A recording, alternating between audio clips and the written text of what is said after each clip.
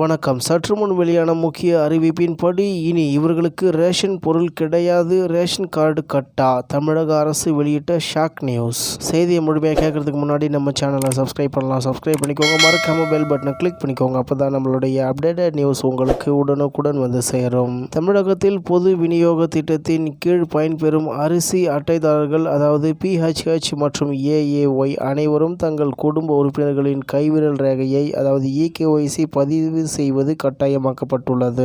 அதன்படி போலி ரேஷன் கார்டுகளை கண்டறியவும், தகுதியான பயனாளிகளுக்கு மட்டும் மானிய விலையில் பொருட்கள் கிடைப்பதை உறுதி செய்யவும் மத்திய மற்றும் மாநில அரசுகள் இந்த நடவடிக்கையை மேற்கொண்டு வருகின்றன.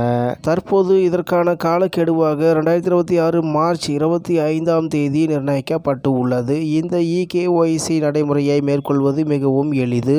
குடும்பத்தில் உள்ள 5 வயதுக்கு மேற்பட்ட அனைத்து உறுப்பினர்களும் தங்களுக்கு அருகிலுள்ள நியாய விலை கடைக்கு சென்று அங்குள்ள POS கருவியில் தங்கள் கைவிரல் ரேகையை வைப்பதன் மூலம் இந்த பணியை முடிக்கலாம். நீங்கள் தற்போது வசிக்கும் இடத்திற்கு அருகிலுள்ள எந்த ஒரு ரேஷன் கடையிலும் ஒரே நாடு ஒரே ரேஷன் திட்டத்தின் கீழ் இந்த பதிவை செய்து கொள்ள வசதி செய்யப்பட்டு உள்ளது. இதற்கு தேவையான ஆவணங்களாக அசல் ரேஷன் கார்டு மற்றும் குடும்ப உறுப்பினர்களின் ஆதார் அட்டைகளை கொண்டு செல்வது நல்லது. ஒருவேளை நிர்ணயிக்கப்பட்ட காலத்திற்குள் கைவிரல் ரேகை பதிவை முடிக்க தவறினால் ரேஷன் கார்டிலிருந்து சம்பந்தப்பட்ட உறுப்பினரின் பெயர் நீக்கப்பட வாய்ப்பு உள்ளது. இதனால் அந்த உறுப்பினருக்கான ரேஷன் பொருட்கள், அதாவது அரிசி, சர்க்கரை போன்றவை நிறுத்தப்படும் அபாயமும் உள்ளது.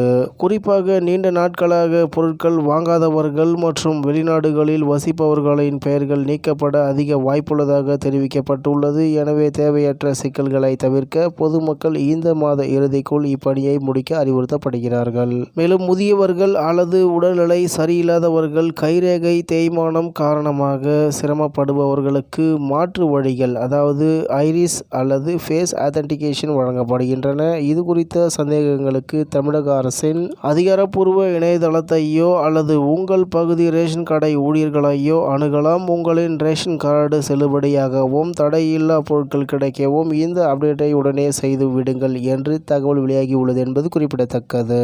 இத்துடன் இன்றைய முக்கிய செய்தி நிறைவு பெறுகிறது. மேலும் இது போன்ற செய்திகளை உடனுக்குடன் தெரிந்து கொள்ள RK நியூஸ் தமிழ்நாடு சேனலுடன் இணைந்திருங்கள். நன்றி, வணக்கம்.